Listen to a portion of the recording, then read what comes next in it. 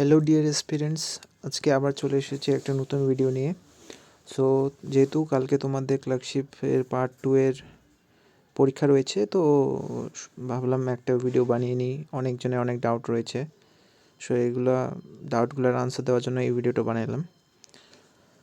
তো কালকে যাদের যাদের পরীক্ষা আছে, আগে অল দ্য বেস্ট সবাইকে। কালকে ভালো করে পরীক্ষাটা দিও, সিরিয়াসলি পরীক্ষাটা দিও।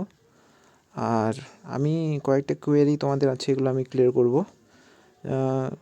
কোয়েশ্চেনটা তুমি থাম্বনেলে দেখেছো, আরও বিশেষ কয়েকটা জিনিস নিয়ে আমি ডিসকাশন করব অবশ্যই। তো প্রথমত, যে কালকে যখন যাবে তোমরা এক্সাম দিতে যাওয়ার আগে অবশ্যই ফটো নিয়ে যাবে।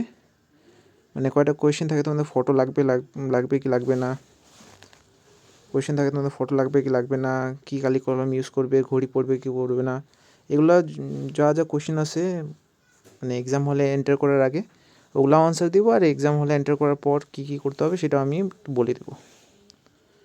সো ফার্স্ট আমাদের এক এক করে আনসারগুলো আমি বলি তোমাদের। সো ফটো অবশ্যই নিয়ে যাবে। ফটো প্রয়োজন তো হয় না, বাট তাও রাখবে যেহেতু মেনশন করা আছে। ফটো যদি মনে করো ফটোটা এমনি লাগে কেন, ওই যদি তোমাদের না থাকে, মনে করো আইডেন্টিটি প্রুফে যে একটা ফটো থাকে, ওটা যদি মিসম্যাচ হয় তাহলে এই ফটোটা অ্যাজ এ প্রুফ লাগে। বেসিক্যালি ফটোটা প্রয়োজন হয় না, তাও সাথে রাখবে, দুটো কালার ফটো সাথে রাখবে। আর অ্যাডমিট কার্ড তো অবশ্যই নিয়ে যাবে, 2 কপি নিয়ে যাবে। আর কালার বা মনে করো যদি ব্ল্যাক অ্যান্ড হোয়াইট থাকে তাও কোনো সমস্যা নেই, 2 কপি নিয়ে যাবে তোমরা admit card and 2 copy colour photo. তারপরে আর অবশ্যই চেষ্টা করবে 10টা থেকে 10:30টার মধ্যে পৌঁছানোর। তোমরা জানো 11:30টার মধ্যে শেষ এন্ট্রি, কিন্তু একটু আগে পৌঁছে যাবে। আর অতটা চেকিং বেকিং তো হবে না, ওই যে তোমাদের কনস্টেবল বা মানে WBP এক্সামের মতো সিম্পলি একটু চেকিং করে তোমাদের এন্ট্রি করে দিবে। কিন্তু তাও একটু এক্সেস যাওয়াটাই সবসময় ভালো, সবসময় বেটার, এটা করবে। অ্যান্ড হাতে ঘড়ি পরা যাবে কি যাবে না, এটা নিয়ে অনেক একটা কোয়েশ্চেন ছিল সবারই। কারণ পরে আবার অনেক নাকি ইমেল করা হয়েছে, তো জানি না আমি এক্স্যাক্টলি ওটার রেজাল্ট কী বেরোচ্ছে ওই ইমেলের। কিন্তু আমি বলবো হাতে ঘড়ি নিয়ে যাবে, হাতে ঘড়ি পড়ার মানে নিয়ে যাবে টাইম দেখার জন্য। কারণ তোমরা সবাই জানো কত ক্রুশাল টাইম ম্যানেজমেন্টটা ক্লার্কশিপের এক্সামের জন্য। 1 ঘন্টার মধ্যে তোমাদের 6টা কোয়েশ্চেন আনসার করতে হবে। কীভাবে করবে, হাতে ঘড়িটা না থাকলে সেটা খুবই একটা ডিফিকাল্ট বিষয় হয়ে যাবে। তো সবাই চেষ্টা করবে অ্যানালগ ওয়াচ যেটা থাকে, মানে কাঁটাওয়ালা ঘড়ি, ওরা ডিজিটাল ঘড়ি না, অ্যানালগ ঘড়ি নিয়ে যাবে। আর যদি প্রবেশ করতে না দেয় তাহলে তো কোনো কিছু করার নেই, কিন্তু তুমি নিয়ে যাবে সাথে। আর ক্লাসরুমে ঘড়ি থাকলে তো ভালোই, নাহলে বারবার জিজ্ঞেস করবে টিচারকে যাতে তোমাকে টাইমটা বারবার বলে দেয়। তাছাড়া আমার মনে হয় ঘড়ি প্রবেশ করতে দিবে, সেজন্য তুমি সাথেই নিয়ে যাবে, সেটা সুবিধা হবে তোমার টাইমিংয়ের জন্য, অত্যন্ত প্রয়োজন এটা, ঠিক আছে? এটা নিয়ে যাবে। অ্যান্ড কী কী কলম নিয়ে যাবে এটা নিয়ে অনেকজনের কোয়েশ্চেন ছিল। সো আমাদের ওখানে মেনশন করা আছে যে রোল নাম্বার আর যা কিছু আছে ফিল আপ করার জন্য কিন্তু আমাদের ব্ল্যাক বল পেন ইউজ করতে হবে। তো ব্ল্যাক বল পেন ইউজ করতে বলেছে ওইগুলো ফিল আপ করার জন্য, কিন্তু আনসার কী কালি দিয়ে লিখবে সেটা মেনশন করা নেই। সো যারা মানে খুবই সেফ খেলতে চাও আর কি, তারা শুধুমাত্র কালো দিয়ে লিখবে, এরকম কোনো ম্যাটার করে না, কালো নীল ওটা মার্কসের উপর কোনো ভ্যারি করে না যদিও। কিন্তু তুমি তাও নিয়ে যাবে, যদি দেখো যে ওখানে মেনশন করে দেওয়া আছে যে 2টো কালি ইউজ করা যাবে, ব্ল্যাক অ্যান্ড ব্লু, তাহলে তুমি ভালো করে লিখবে, ব্লুতে একটু দেখতে ভালো লাগে। আর তাছাড়া মার্কসের ভ্যারি কোনো কিছু করে না, মেন কথা। ব্ল্যাকটা করলে যেটা লিখবে তুমি, ব্লুটাতেও তাই লিখবে, আর টিচারও যা নাম্বার দেবে সেম জিনিস। তো কালারটা ম্যাটার করে না, বাট তাও তুমি নিয়ে যাবে অত্যন্ত, মানে কমপক্ষে 2টো করে কলম নিয়ে যাবে ফর আ ব্যাকআপ। বেশি নিয়ে গেলে বেশি নিয়ে যাবে।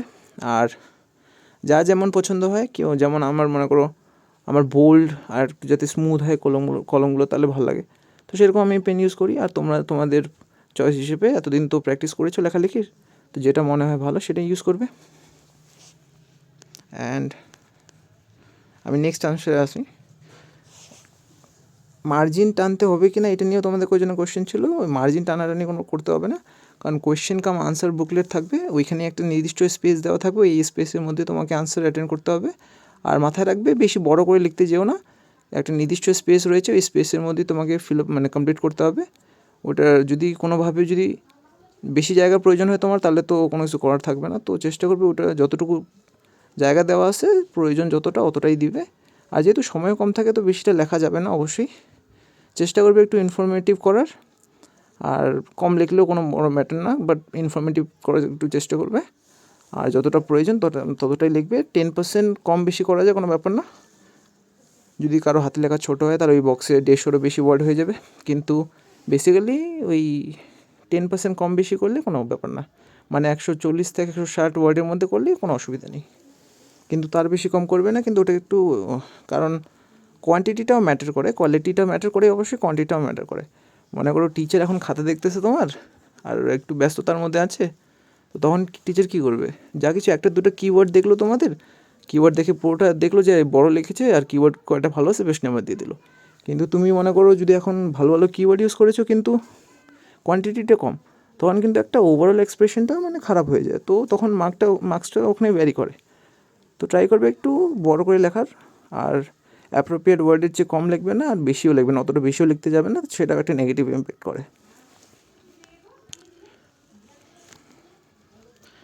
অ্যান্ড ইনস্ট্রাকশনটা পড়বে যদি মেনশন করা থাকে, যেটা আমি বললাম একটু আগে, ওই নীল কালি আর কালো কালির ব্যাপারটা, ওই ইনস্ট্রাকশনটা দেখবে, ইনস্ট্রাকশনটা দেখেই ইউজ করবে, আর বেসিক্যালি কালো দিয়ে লিখবে যদি তোমার ডাউট থাকে মনে কোনো কিছু, সো ব্ল্যাক পেন দিয়ে লিখবে, এটা কোনো বড় একটা বিষয় না।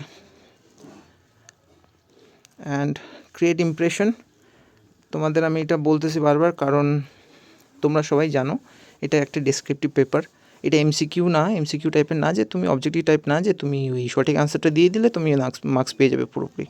এখানে বিষয়টা হচ্ছে কমপ্লিটলি মুডের উপর ডিপেন্ড করবে টিচারে, যে কেমন নাম্বার দিবে তোমাকে।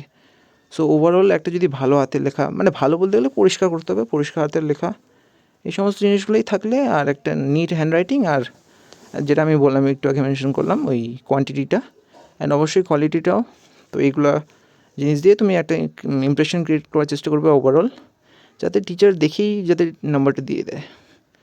আর তোমার মনে হয় না মানে এতগুলো খাতা দেখবে যখন, অবশ্যই খাতা দেখতে দেখতে স্যার বোর হয়ে যাবে, তো মানে কন্টিনিউসলি অত মানে খুঁটিয়ে খুঁটিয়ে তো দেখবে না, ওভারলুকও করবে কিছু কিছু বিষয়। সো একটা ওভারঅল যাতে ইমপ্রেশন থাকে, কারণ আমরা সবাই জানি যে first impression is the last impression. So সেই জন্য তোমরা চেষ্টা করবে ওভারঅল যাতে একটা সুন্দর খাতাটা মানে পরিষ্কার পরিচ্ছন্নভাবে লিখে আসো, আর কাটাকাটি করবে না, আর কাটলে অবশ্যই সিঙ্গল স্ট্রাইকে, মানে এইভাবে আমি দেখিয়ে দিচ্ছি, সরি, এইভাবে সিঙ্গল স্ট্রাইকে কাটবে, মানে এইভাবে করবে না, একটা সিঙ্গল স্ট্রাইকে কাটবে, বাস বাস, আর কিছু না, ঠিক আছে। অ্যান্ড আমি এই কথাটাও আবার মেনশন করতেছি, first impression is the last impression, কারণ ওই যে তোমাদের অনেকজনের কোয়েরি থাকে যে আগে ট্রান্সলেশন করব নাকি আগে রিপোর্ট করব। দেখো যেটা তোমরা আগে করবে সেটাই অবশ্যই ভালো হবে, আর যেটা তোমরা শেষে করবে সেটা অবশ্যই অতটা ভালো হবে না যেমনটা তোমরা প্রথমটা করবে। তো অবশ্যই টিচার তো আবার তুমি যেটা করেছো প্রথম সেটা তো দেখতে যাবে না, মনে করো তুমি ট্রান্সলেশনটা আগে করেছো, তো ট্রান্সলেশন তো আগে দেখতে যাবে না, না স্যার। তো তুমি চেষ্টা করবে রিপোর্টটাই আগে লেখার, আর ভালো করে লেখার, বাংলারও রিপোর্টে ভালো করে লিখবে, আর ওই ইংলিশের রিপোর্টে ভালো করে লিখবে, যাতে ফার্স্ট ইমপ্রেশনটা তোমার টিচারের প্রতি ভালো থাকে। সো টিচারের একটা ওভারঅল যেন আইডিয়া হয়ে যায় যে হ্যাঁ স্টুডেন্টটা ভালো, আর পরেও ভালো কিছু লিখেছে, তো একটা ওভারঅল মানে একটা ভালো ইমপ্রেশনের জন্য তোমাকে রিপোর্টটা ভালো মতো লিখতে হবে, ঠিক আছে। আর একটা কোয়েরি ছিল টাইমিংয়ের, বেশি ভিডিওটা বড় করবো না, টাইমিংয়ের জন্য বলি আমি তোমাদের রিপোর্টে 15 মিনিট করে নেবে, আর ট্রান্সলেশন 10 মিনিট করে নেবে, আর প্রেসি তো অল্পই লিখতে লাগে, জাস্ট একটু পড়তে যতটা সময় লাগে ওটাই, লিখতে তো আর বেশি সময় লাগবে না, 2-3টা লাইন। তো এইটা পার্সন টু পার্সন ভ্যারি করবে অবশ্যই, আমি একটা ওভারঅল আইডিয়া দিলাম তোমাদেরকে, কারণ রিপোর্টে ভাবতে হয়, লিখতে হয়, আর অনেকটা লেন্দি লিখতে হয়, সেই জন্য একটু সময় লাগে। আর ট্রান্সলেশন যদি বড় দিয়ে দেয় তাহলে 10 মিনিট লাগবে, কিন্তু বেসিক্যালি পিএসসিতে ক্লার্কশিপ এক্সামে অত বড় ট্রান্সলেশন দেয় না, ওই 5 থেকে 8 লাইনের মধ্যেই দেয়, তো বেশি সময় লাগবে না আশা করা যায়। তাও আমি একটা ওভারঅল আইডিয়া দিলাম তোমাদেরকে, প্রেসিতে বেশি সময় লাগবে না। আর যদি তুমি রিপোর্টে টাইম কাটছাট করতে পারো তাহলে প্রেসিতে একটু ভালো করে ভেবে একটা ভালো টাইটেল দিতে পারবে। সো এইগুলোই আশা করি তোমাদের সব কোয়েরিগুলো কমপ্লিট করবে এইগুলো।